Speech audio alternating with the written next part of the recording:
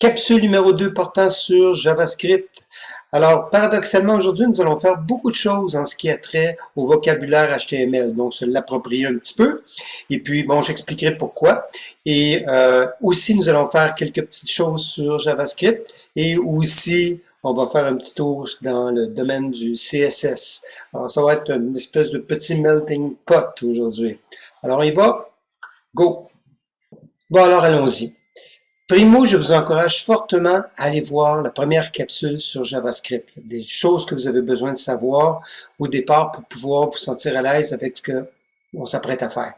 D'autre part, je réitère encore, je vais utiliser PSPad. Pourquoi? Parce que c'est un bon éditeur de code, il est gratuit et la courbe d'apprentissage est terriblement rapide. Il n'y a rien qui vous empêche évidemment d'utiliser d'autres éditeurs de code, que ce soit par exemple Visual Studio, que ce soit par exemple Eclipse, Notepad++, NetBeans, mais ça va être un peu plus difficile de suivre lorsque je vais faire certaines démarches. Donc, ce n'est pas une obligation, mais je vous encourage à aller le chercher. D'accord? Alors, c'est ce que vous voyez présentement à l'écran, c'est le PSPad. Alors, si vous permettez, la première chose que je vais faire fichier ici, nouveau fichier, et je vais aller chercher HTML Multi-Highlighter. Okay, alors, c'est ce que je fais immédiatement. Et je vais agrandir ça pour que vous puissiez bien voir qu'est-ce qui se passe. Donc, on est dans l'environnement HTML. Comme on s'était dit au départ, il est important de comprendre que, nonobstant de ce que vous pouvez vouloir connaître immédiatement dans des environnements comme JavaScript ou même d'autres métalangages ou par exemple des frameworks ou des bibliothèques, que ce soit jQuery ou que ce soit des trucs un peu plus récents comme Vue, Angular ou React, il y a quelque chose qui est à la grosse base qui s'appelle le HTML. Vous avez besoin de comprendre un petit peu comment fonctionne le HTML, quelles sont certaines balises qui sont utilisées même dans ces différents frameworks-là, de telle façon à ce que vous puissiez après ça, lorsqu'on va être rendu là, à un moment donné dans notre vie de programmeur, vous allez avoir une bonne idée de ce qui se passe. Donc, c'est vraiment ce que j'appelle, moi, le B.A.-ba. Faut que vous commenciez par comprendre ça. Donc, on avait vu au départ certaines balises, et ces balises-là, ben, c'était celles qu'on avait vues de base, c'était, bon, je crois, si mémoire est bonne, il y avait HTML, on avait vu aussi probablement style, pas style, mais title, vous avez vu probablement aussi body, et bon, donc ces balises de base-là, et c'est ce que vous voyez. Si vous permettez, je vais rendre les choses simples, je vais enlever tout ça ici pour que vous puissiez bien voir, donc, les différentes balises, donc avec title ici un peu en retrait, OK, et bon, donc on voit ici que l'entête head, donc je vais rendre ça un peu plus gros, juste pour être sûr qu'on voit bien ici. OK, donc l'entête head, qui est là effectivement comme pour mettre de l'information qui est complémentaire à la page web. Puis aussi, bon, il y a quelques petites affaires qu'on peut mettre à l'intérieur. Pour le moment, ça ne m'intéresse pas. Moi, ce que je veux surtout travailler, c'est dans la balise qui s'appelle body. Donc, dans laquelle, effectivement, on se retrouve que la page web, en fait, tout ce qui est relatif à la page web, l'affichage elle-même va se retrouver à l'intérieur. Donc, première balise que je vais vous montrer, c'est une balise qui est très, très, très simple. C'est une balise qui s'appelle P. Alors, donc, simplement ici, je vais faire la chose suivante. Je tape P. Alors, que signifie P? Tout simplement veut dire paragraphe.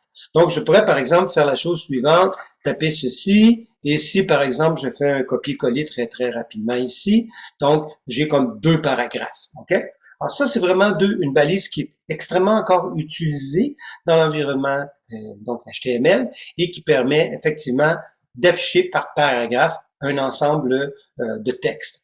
Maintenant, un truc qui est intéressant à savoir, OK? Donc, si vous faites la chose suivante ici, et je pense que je l'avais mentionné dans la première capsule. Par exemple, ici, si je fais bonjour le monde, OK, comme ceci, et que je vais visualiser qu'est-ce que ça donne. Donc, ici, je m'en vais sur la fenêtre et je demande effectivement ici, excusez-moi, sur HTML, et ici d'aller sur prévisualiser en mode HTML, ben, je vais voir quelque chose qui s'appelle bonjour le monde avec ceci. Rien de compliqué, on avait fait ça le dernier coup. Mais regardez bien ce que je m'apprête à faire. Bonjour, excusez-moi, comme ceci. Bonjour, le monde. Voyons voir ce que ça donne. Ça fait encore comme ceci. Bonjour, le monde. OK, maintenant, si je fais la chose suivante maintenant, comme ceci. Bonjour, le monde. OK? Et je refais encore ici une visualisation. j'ai encore bonjour le monde. Ce qui est important de comprendre, dans la balise de base, okay, qu'on appelle donc de l'environnement HTML dans la balise body, c'est que tout ce que vous affichez, okay, le système a été créé de telle façon, le vocabulaire a été créé de telle façon à ce que on ne voit pas les espaces qui sont en trop ou, par exemple, les retours à la ligne. Oui, il est possible, il existe des balises spécifiques qui permettent de les afficher, il y a des codes qui permettent de faire ceci, mais d'emblée, de base, si vous faites quelque chose comme ceci, HTML va tout simplement le voir comme étant « Bonjour le monde ». C'est intéressant parce que ça implique une façon d'écrire aussi quand on fait du code. Donc, alors, portez juste attention à ça. Il est possible de faire ceci et ça ne cause pas de problème au niveau de l'apparence lui-même à la sortie du code en question. Bon, alors donc, première balise ici, c'est la balise P qui fait simplement un paragraphe. Maintenant, une autre balise que j'aimerais vous montrer, c'est la balise suivante. C'est la balise qu'on appelle ici div. OK? Alors, excusez, je vais le faire plutôt de cette façon-ci.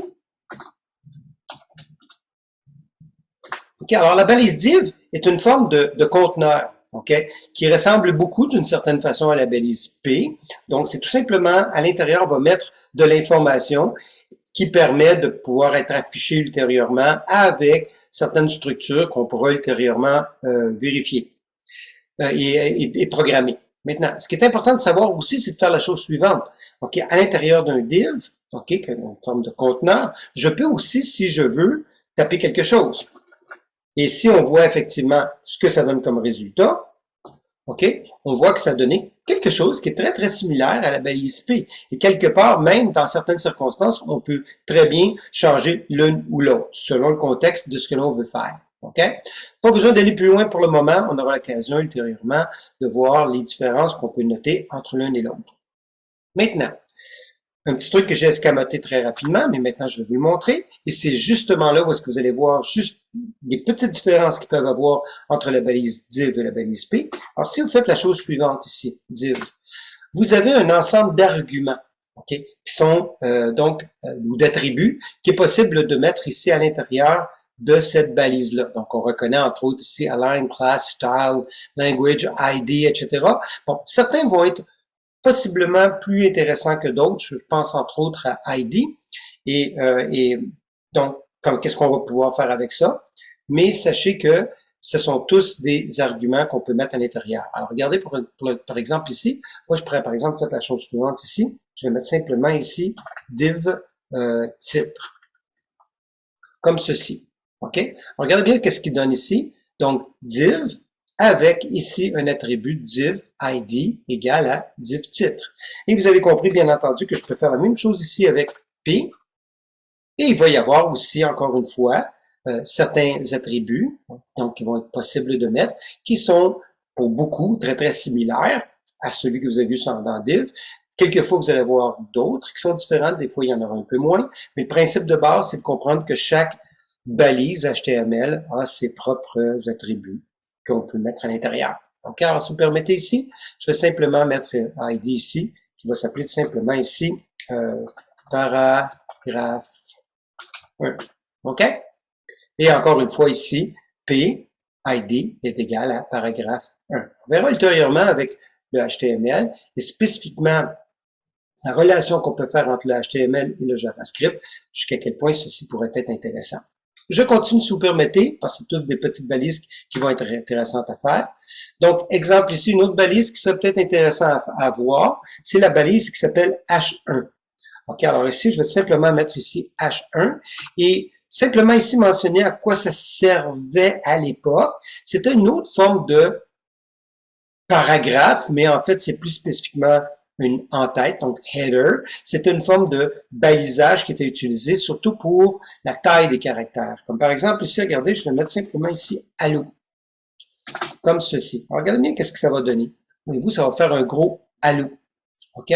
Maintenant, si je fais la chose suivante ici, sachez que je peux aller jusqu'à 6 tailles différentes. Donc, je peux par exemple ici mettre H6. Et ici, je vais évidemment taper H6. Et est-ce que ça va donner comme résultat ici? OK, c'est beaucoup plus petit. Donc, H1 est très grand et H6 étant plus petit. Considérez H1 et H6 comme des espèces de titres. Maintenant, cette balise-là est quelque part un peu caduque. On l'utilise plus de la même façon maintenant comme c'était avant. Pourquoi? Parce que le CSS est arrivé et puis tout ça a changé la façon dont on travaille les différentes polices et l'affichage. Cependant, ces balises-là sont encore très utilisées, même avec les métalangages, même avec les frameworks que vous avez entendu parler ou que vous aimeriez apprendre. Okay? Alors donc, quelque part, ne dénigrez pas ces vieilles polices-là. Excusez-moi, non pas ces vieilles polices, mais ces vieilles balises-là, parce que c'est des balises qui sont encore très, très actuelles. On peut encore les utiliser, puis on va beaucoup les utiliser. Alors, c'est simplement la chose suivante ici, donc de H1 à H6. Maintenant, on peut faire la chose aussi suivante, et ça, je vais vous parler vraiment de vieilles polices, d'accord? Mais c'est juste intéressant, et ceux-ci sont véritablement maintenant, pour ainsi dire, caduques, mais elles donnent une perspective, en fait, de ce que le HTML faisait à l'époque, OK? Alors, si vous prenez, par exemple, la balise B, OK, comme ceci,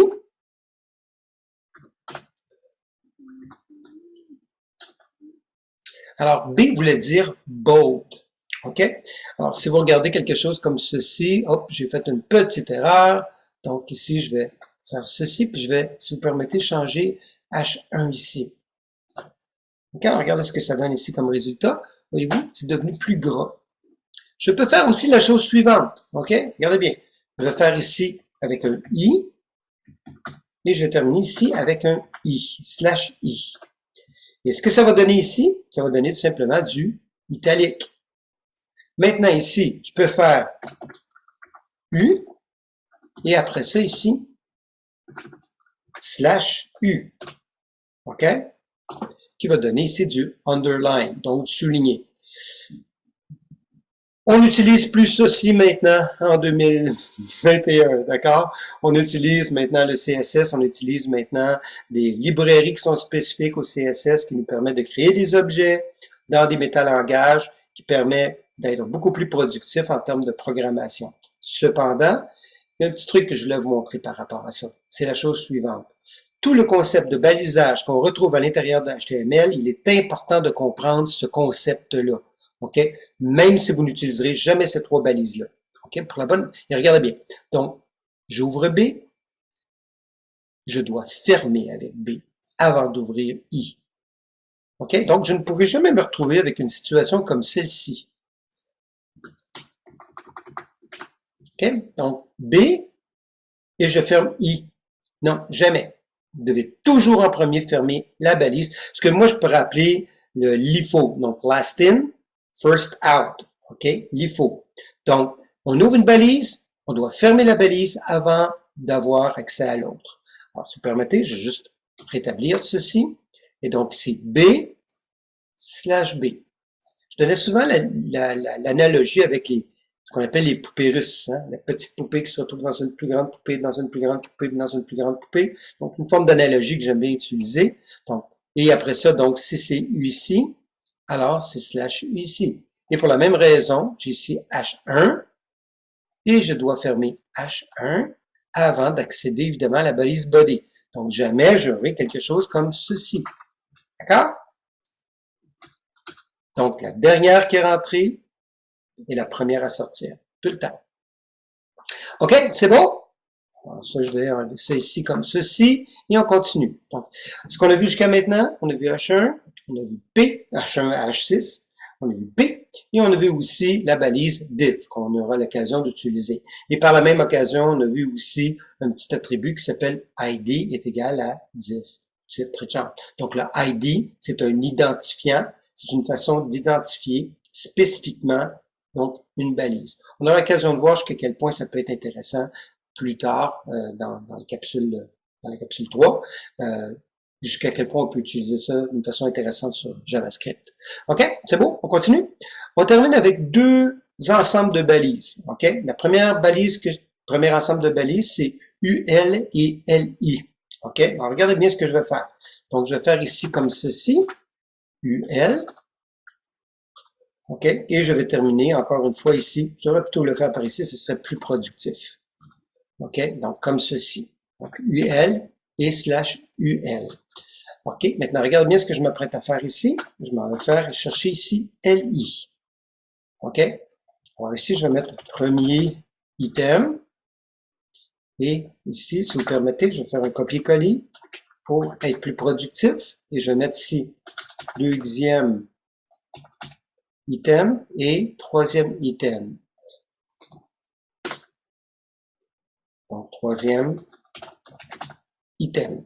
Regardez bien qu'est-ce que ça donne ici comme résultat. Ça va donner la chose suivante. Donc ici, avec des picots par défaut, donc ici, premier item, deuxième item, troisième item. OK? Alors, c'est pour des listes qui sont, que ce soit numérotées ou en fait en listées. Donc, LI étant un élément de liste et UL étant la balise qui nous permet d'afficher, évidemment, les picots en question. Maintenant, regardez bien ce que je m'apprête à faire. Je vais juste faire quelque chose ici très rapidement. Comme ceci, UL. Et là, cette fois-ci, regardez bien ce que je m'apprête à faire. On laisse tomber les styles ici et tout ce qui est relatif à ça. On va plutôt y aller avec le type qui est complètement en bas ici. Voyez-vous, c'est marqué 1, grand A, petit a. Et après ça, vous avez quelque chose qui s'appelle grand I, petit I. Est-ce que ça vous donne une idée? Qu'est-ce que c'est? Regardez bien ce que je m'apprête à faire. Je vais m'en aller avec ici, avec I. Comme ceci. D'accord? Maintenant, regardez bien. Je vais prendre tout ça ici, je vais copier ceci, et je vais copier comme ceci. D'accord? Donc, j'ai simplement pris mon deuxième, troisième, quatrième item. Premier, deuxième, troisième. Regardez bien la différence qu'il va y avoir maintenant. Si je fais simplement la chose suivante. Donc, je vais visualiser.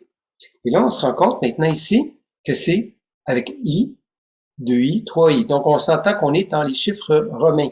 Et si je fais, par exemple, ici un grand I, OK, ça va être la même chose. Ça va être évidemment I, petit 2I, 3I. Donc, encore chiffre romain, mais en majuscule. Et vous conviendrez avec moi que je peux donc même faire A. Et si je fais A, ça va donner comme ceci. Donc, c'est ABC. Ici, maintenant, je peux m'en aller puis faire le grand A. Encore une fois, je pense que vous avez très bien compris. Donc, on se retrouve ici avec ABC. Alright? Maintenant, regardez bien ce que je m'apprête à faire ici encore une fois. Je repars ici mon UL. OK? Et là, cette fois-ci, j'ai mon type. OK? Donc, avec ABC ici. OK? Et là, cette fois-ci, je vais essayer autre chose. Donc, vous avez compris, évidemment, qu'ici, UL voulait dire unordered list. D'accord? Unordered list. Donc, ce qui donne ici la situation suivante. Maintenant, il n'y a rien qui m'empêche de faire la chose suivante ici. Si vous avez compris le principe, je pourrais évidemment utiliser ici OL pour number list. Et encore une fois ici, je pourrais avoir les mêmes choses qui reviennent à l'intérieur. Très honnêtement, la balise OL ou la balise UL, surtout dans l'environnement CSS, c'est un petit peu bonnet blanc, blanc bonnet. Okay? Les deux peuvent être utilisés. Pourquoi? Parce qu'on peut ou bien changer le type, ou bien par CSS, on peut faire à peu près ce qu'on veut à l'intérieur. Donc, en tant que tel, que vous utilisiez l'un ou l'autre, ça revient à la même chose. Alors, regardez bien, je vais le prouver. Je vais m'en aller ici. OK, donc, unordered list, généralement, c'est pour ABC. Maintenant, regardez bien, moi, je vais l'utiliser ici plutôt pour ordered list. Alors, je vais tout simplement ici changer mon ordered list ici, comme ceci. Ordered list. Évidemment, il ne faut pas que j'oublie de changer ordered list après ça ici. Donc, ordered list, donc 1, 2, 3, 4, 5, mais je définis quand même que c'est un type A. Et je termine avec mon slash OL. Le LI étant la même chose, c'est des éléments, des items. Donc, chacun des items qui sont à l'intérieur. Donc, c'est juste pour être sûr que vous compreniez bien ce que j'aurais fait ici. Je vais simplement ici taper Luc pour être sûr que vous pouvez voir où est-ce que ça se trouve. Et là, si je m'en vais ici sur Luc, OK, on voit effectivement que même si j'ai utilisé OL pour Order List, j'ai quand même ABC. Pourquoi? Parce que j'ai vraiment mentionné que le type va être évidemment de type A. Alors, j'espère que je n'ai pas rendu ça trop compliqué. Donc, que vous utilisez UL ou OL, c'est pas mal la même chose. Et ici, le type peut être changé de toute façon pour l'un ou l'autre. Et les LI sont des éléments d'items. Et ne jamais oublier que même si vous faites quoi que ce soit ici comme LI, il n'y a rien qui nous empêche de faire des changements à l'intérieur de ceci pour pouvoir en mettre autant que vous voulez, mais ça va être évidemment dans un ordre séquentiel. D'autre part, ici, vous conviendrez avec moi que je peux faire la chose comme ceci, OL, et je peux aussi, à l'intérieur d'ici, mentionner un ID.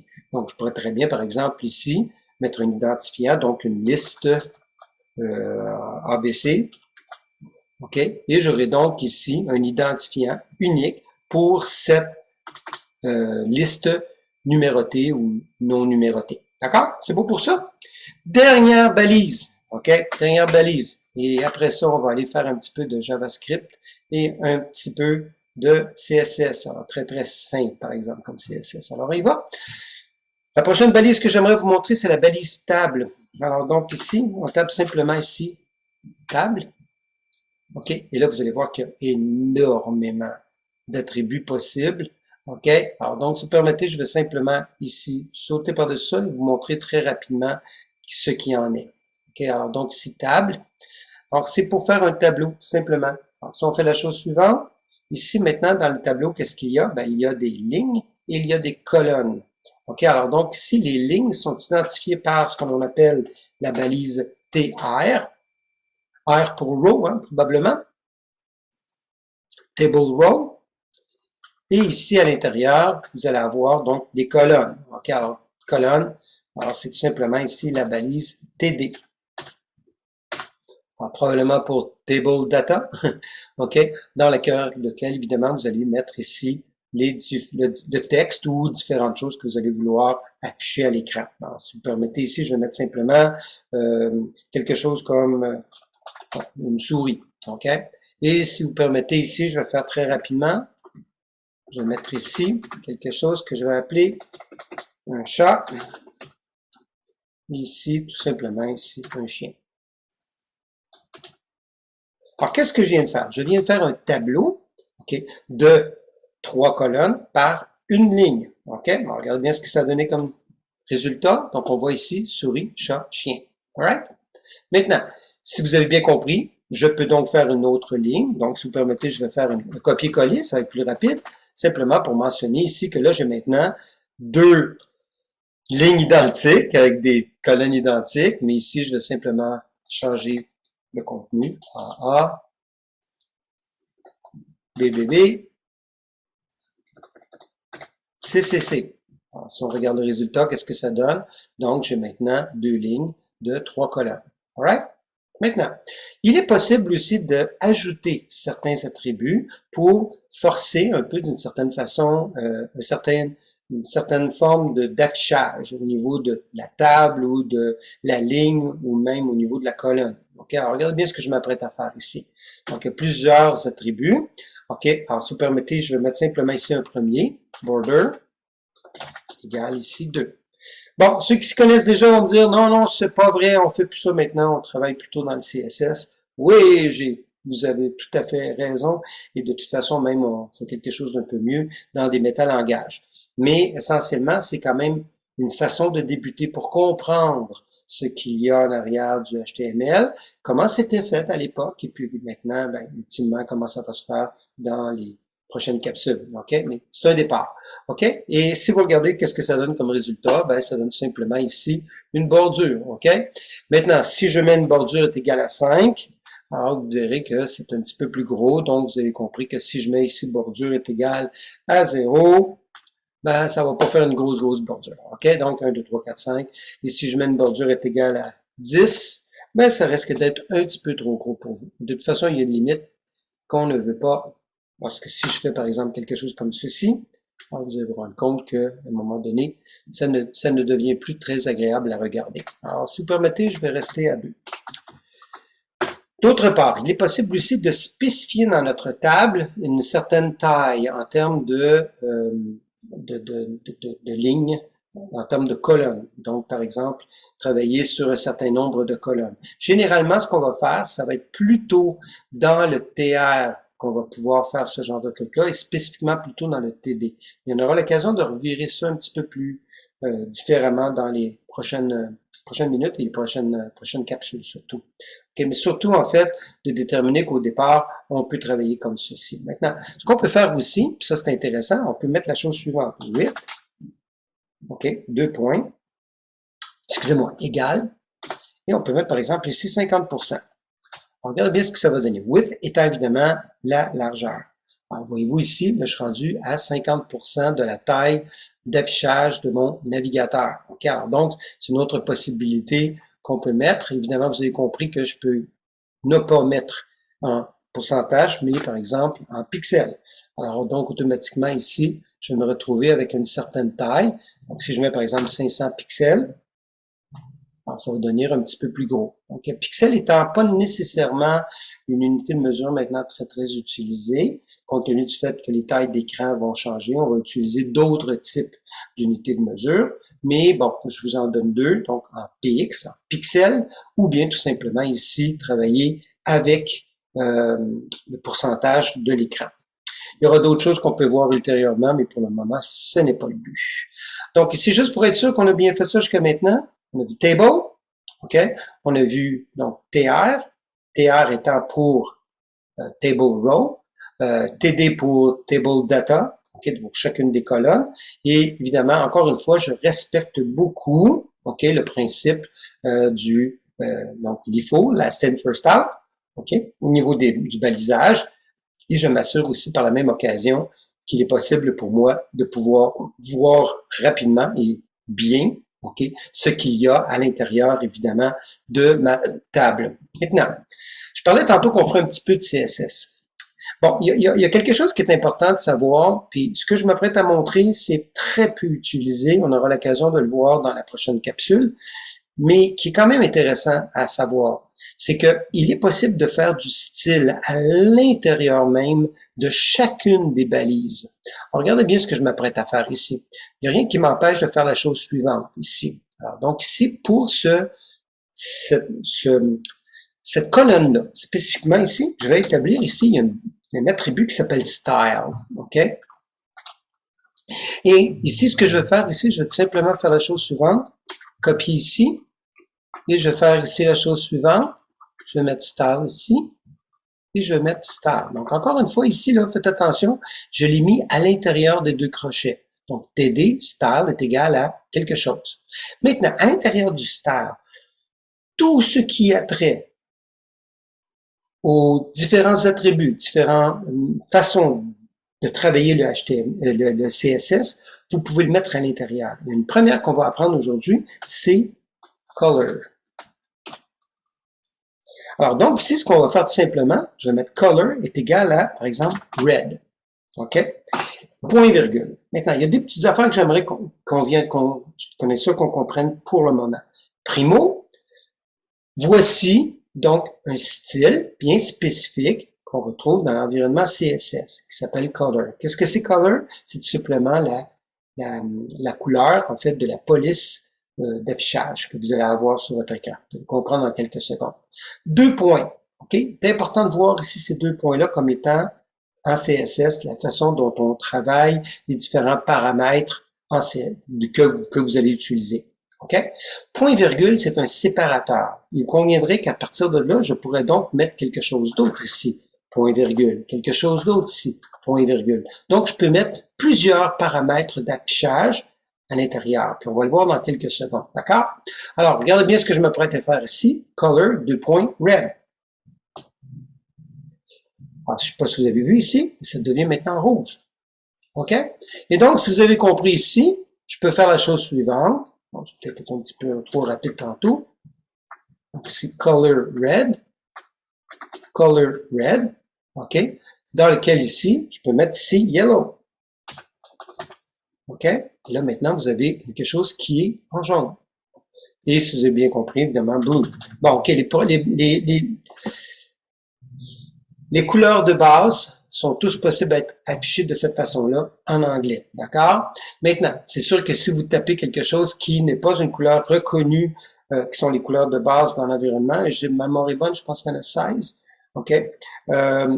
C'est plus ou moins important parce que de toute façon, on utilise maintenant d'autres paramétrages dans l'environnement CSS. Ben, sachez qu'effectivement, ça ne fonctionnera pas. Genre bleu très pâle. OK? Ben, ça se peut qu'effectivement, ça ne fonctionne pas. Donc, on voit ici que ça s'est tout simplement affiché. Vous allez avoir la liste facilement des différentes couleurs qui sont disponibles, mais si je tape quelque chose comme magenta, ben, c'est quelque chose qui est reconnu dans l'environnement, évidemment, du setup de couleurs de base qui est reconnu par le navigateur ou les navigateurs. Maintenant, je pourrais faire la chose suivante si je veux. Regardez bien. Je peux prendre ceci, tout le style ici, comme ceci, et je pourrais par exemple le mettre non pas dans un TD, mais dans un TR. OK? Donc TR, style, color, red. Alors, regardez bien ce que ça va donner ici. Donc là, cette fois-ci, toute ma ligne ici est rouge. OK? Alors, pourquoi? Parce que je lui ai dit que ça s'applique à toute la ligne. OK? Maintenant, il y a un petit truc ici qui est important de comprendre. OK? À l'intérieur de ma balise, de toutes les balises qui existent, comme ceci, OK? Vous allez voir que il y a quelque chose qui est important de comprendre. Vous n'avez pas aucun attribut que vous allez mettre à la fin de votre balise. Donc, je n'aurai pas TR, /TR avec style color red. Ça ne fonctionnera pas. Il faut toujours que ça soit lors de l'appel de la balise et non pas lors de sa fermeture. Bon, je donne cette information-là. Ça risque d'être intéressant à se souvenir à un moment donné. OK? Alors donc, c'est bon pour ça?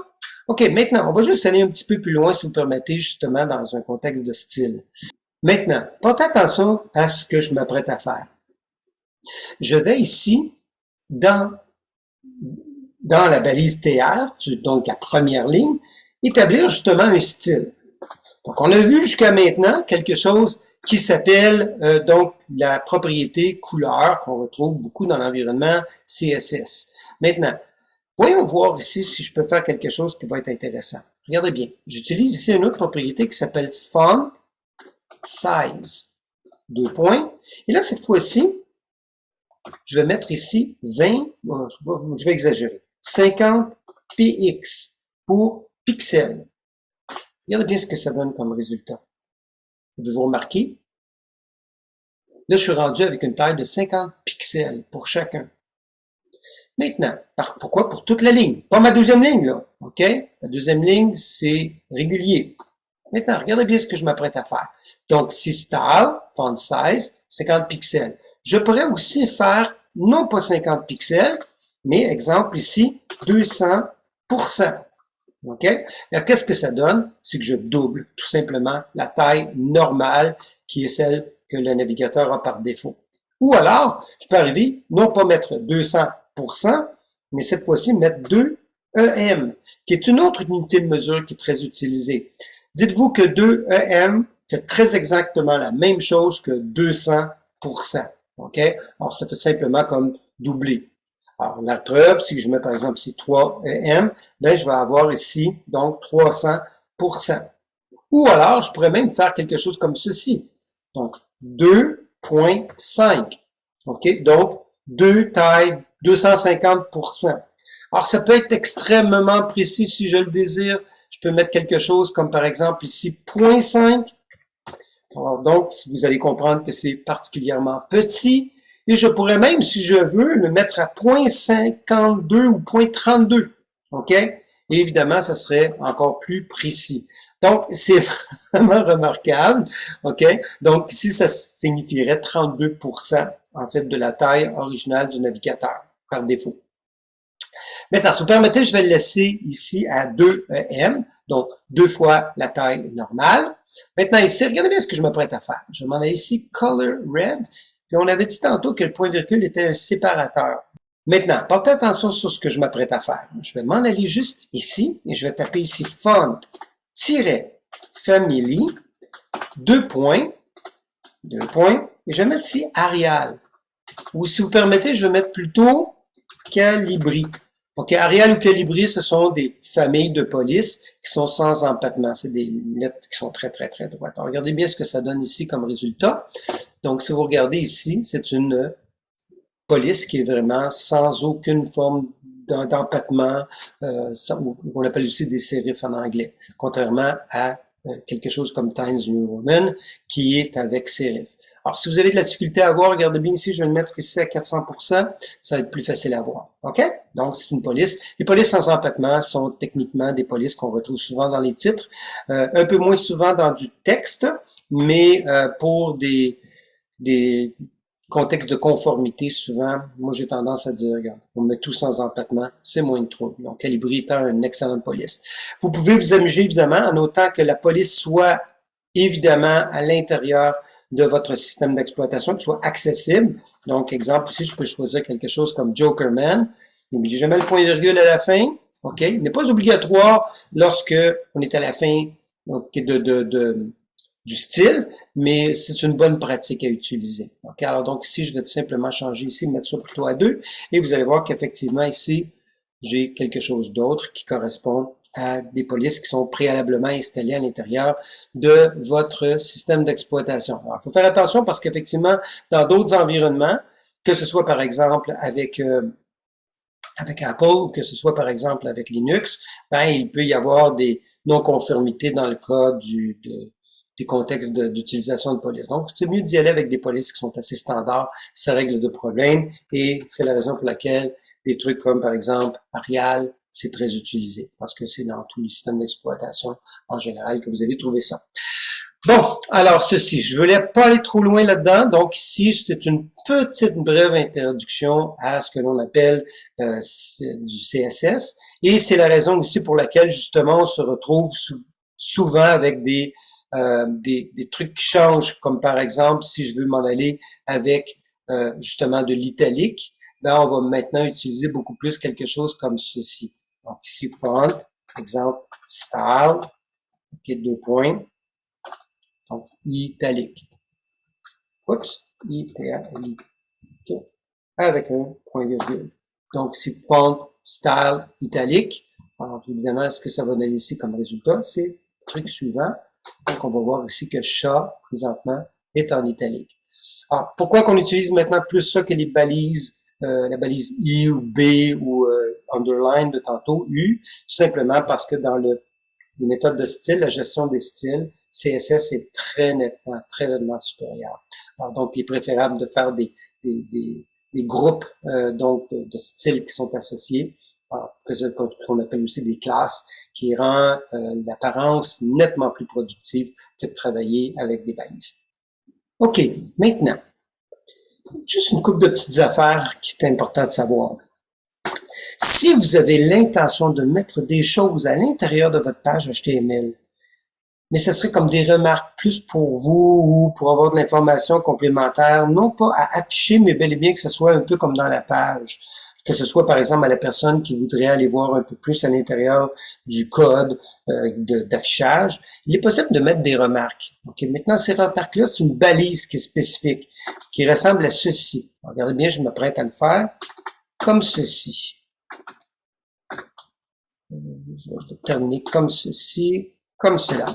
Tout ce qui est à l'intérieur de cette balise-là, okay, sera une remarque qui ne sera pas affichée par le navigateur. Okay? Alors, regardez bien ce que je m'apprête à faire. Je vais taper quelque chose ici. Et si vous regardez donc à la fin de ma table, donc je suis rendu à la fin là, de body, là, okay? Regardez bien ce que ça donne comme résultat. Ça donne rien. On ne voit pas rien qui est à l'intérieur. OK? Donc, au niveau de l'affichage. Et c'est bon pour tous les navigateurs, ça. Donc, si vous voulez mettre, par exemple, des paragraphes, donc l'information complémentaire, que ce soit pour vous comme programmeur ou autrement, donc une information complémentaire qui ne sera pas affichée par le navigateur, ben voici en utilisant cette balise-là, ben, il n'y aura pas de problème. Mais juste pour montrer qu'il n'y a pas de magie, là, dès le moindrement que je commence à faire quelque chose qui est en dehors de cette balise-là, ben, il n'y a pas de problème, ça va être affiché. Et ne pas confondre avec les remarques qu'on va mettre à l'intérieur de l'environnement JavaScript. Maintenant, pour terminer, j'aimerais juste faire un petit retour à ce qu'on avait fait dans la capsule 1 au niveau de JavaScript et montrer une petite affaire nouvelle. OK? Alors, regardez bien ce que je m'apprête à faire. Donc ici, à la fin de la balise table, je vais simplement mettre ici script. OK? Donc la balise script. Et à l'intérieur ici, ben, je vais mettre simplement ici document.write, dans lequel ici, je pourrais faire simplement la chose suivante. Donc, ceci est un test. Bon, OK. Je n'ai rien montré jusqu'à maintenant. Ça, c'est des choses que nous avions déjà vues dans le passé. OK, je vais enlever ça ici. Et ce que ça va donner tout simplement, c'est que à la fin complètement, le navigateur suit en fait l'ordre d'apparition des différentes balises. Alors dans ce cas-ci, je vais avoir ceci est un test qui va apparaître. OK? Maintenant, je pourrais très bien faire la chose suivante.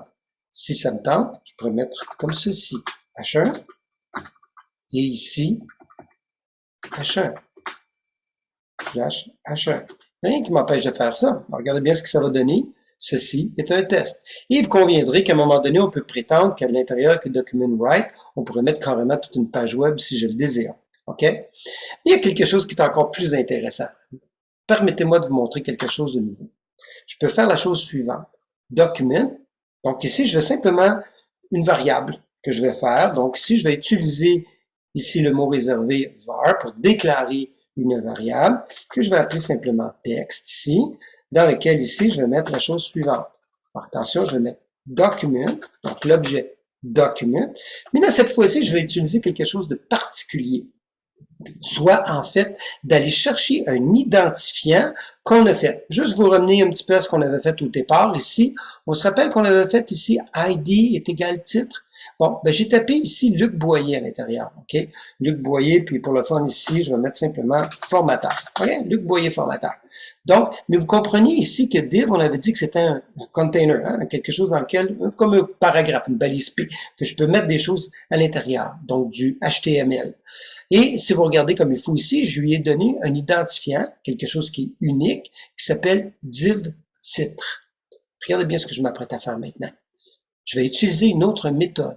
Donc, non pas write, mais document, point get. Et là, c'est terriblement important de voir qu'est-ce que je vais utiliser comme majuscule et minuscule. Parce que sinon, si vous faites le moindrement de petite erreur, vous allez voir, ça ne fonctionne pas.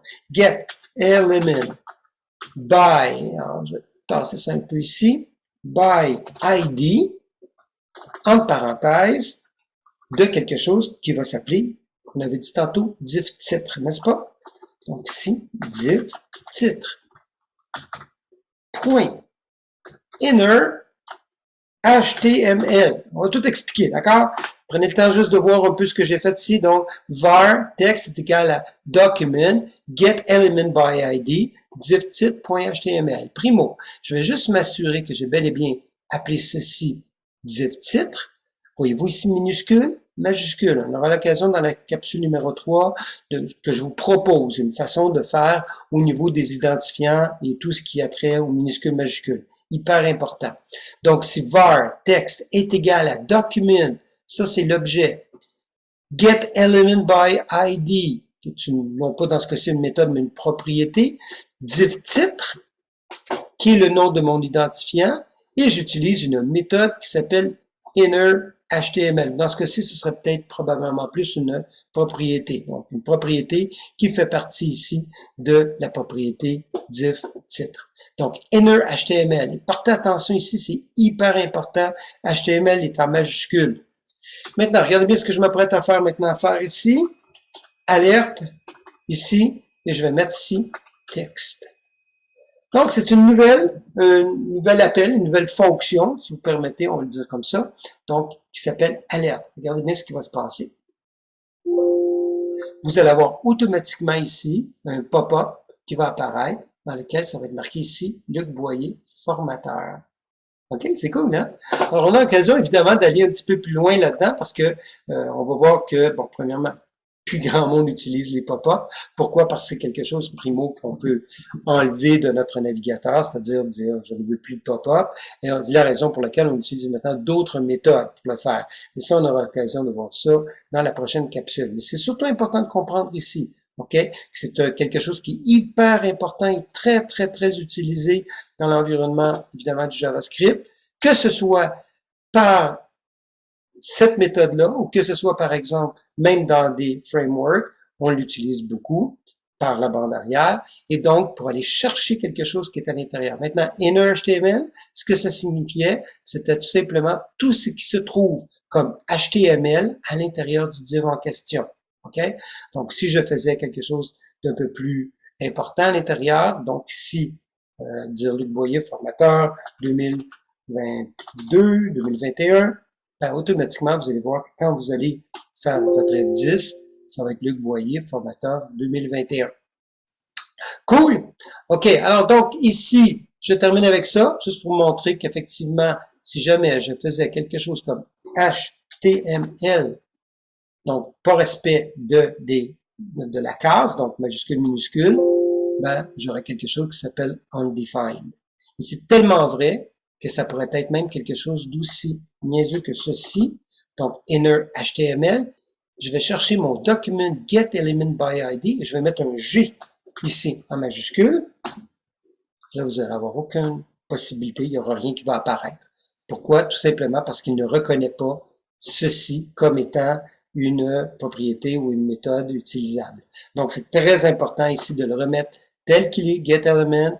Alors, donc, ici, on voit que ça fonctionne super bien et que si, par exemple, pour n'importe quelle raison ici, je fais la même gaffe ailleurs ou même ajouter un M ou quelque chose, n'importe quoi, c'est pas exactement écrit. Pareil, ça ne fonctionnera pas. D'accord? OK. Beaucoup de choses qui ont été dites aujourd'hui. OK, donc, simplement ici, mentionner que on a fait un petit peu de CSS, on a fait un petit peu, j'ai montré une nouvelle méthode de JavaScript, OK, qui est quand même très intéressante. Donc, l'utilisation ici de InnerHTML dans getElementById. Et j'ai vu aussi comment il était possible d'utiliser la balise alerte pour afficher. Encore une fois, c'est une fonction qui est caduque, qu'on n'utilise plus, qu'on fait maintenant autrement, mais qui est quand même intéressant à montrer. Alors, j'espère que ça vous a plu. Beaucoup de stock aujourd'hui. Alors, je vous invite à aller voir la capsule numéro 1, OK, pour être sûr que vous avez bien compris ce qui s'est passé au départ. Et sinon, ben, on se donne rendez-vous pour la capsule numéro 3. Au revoir. Alors, j'espère que vous avez apprécié. Si vous avez aimé la vidéo, n'hésitez pas à me faire un beau like et de vous abonner à ma chaîne. Ce serait très apprécié. À la prochaine.